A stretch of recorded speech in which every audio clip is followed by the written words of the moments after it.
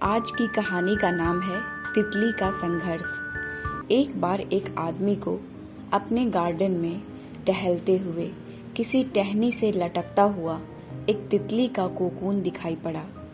अब हर रोज वो आदमी उसे देखने लगा और एक दिन उसने नोटिस किया कि उस कोकून में एक छोटा सा छेद बन गया है। उस दिन वो वहीं बैठ गया और घंटों उसे देखता रहा।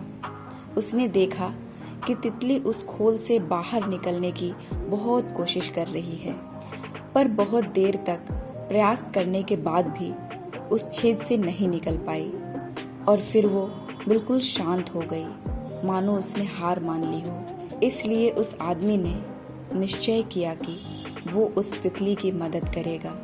उसने एक कैंची उठाई और कोकून की ओपनिंग को इतना बड़ा कर दिया कि वो तितली आसानी से बाहर निकल सके।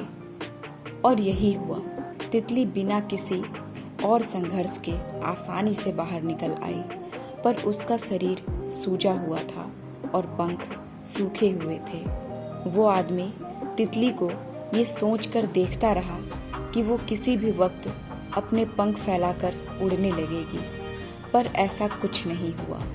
इसके उलट बेचारी तितली कभी उड़ ही नहीं पाई और उसे अपने बाकी की जिंदगी इधर उधर घिसटते हुए बितानी पड़ी। वो आदमी अपनी दया और जल्दबाजी में ये नहीं समझ पाया कि दरअसल कोकून से निकलने की प्रक्रिया को प्रकृति ने इतना कठिन इसलिए बनाया है ताकि ऐसा करने से तितली के शरीर में मौजूद तरल उसके पंखों में पहुंच सके और वो छेद से बाहर निकलते ही उड़ सके।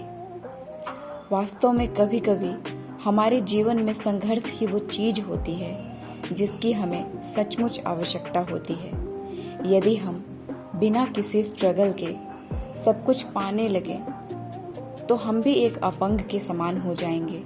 बिना परिश्रम और संघर्ष के हम कभी उतने मजबूत नहीं बन सकते जितना हमारी क्षमता है। इसलिए जीवन में आने वाले कठिन पलों को सकारात्मक दृष्टिकोण से देखिए।